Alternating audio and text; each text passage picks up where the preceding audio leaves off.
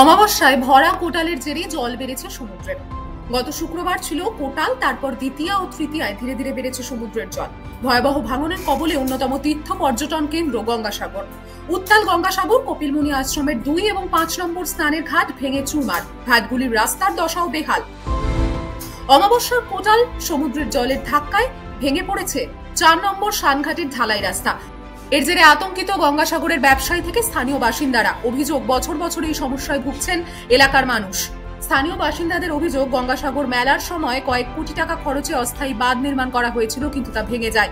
স্থানীয়দের দাবি, স্থায়ী নদী বাঁধ না হলে বিগত দিনে কপিলমুনির মন্দিরকে রক্ষা করা যাবে না। স্থায়ী কংক্রিটের বাঁধ নির্মাণের দাবিও জানিয়েছেন স্থানীয়রা। 4 নম্বর থেকে পুরো 2 নম্বর পর্যন্ত যে এটা ঘাট রয়েছে আমাদের সাগরদ্বীপে, কপিলমুনির উদ্দেশ্যে, এটা সাগরের প্রায় সাগর কেন, বাইরে থেকে বিভিন্ন পর্যটন আসে।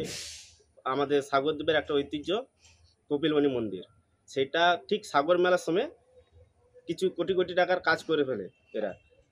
কিন্তু ওটা যে সত্যিকারে যে কোটি টাকার কাজ হয় সেটা এখন দেখে বোঝা যাচ্ছে।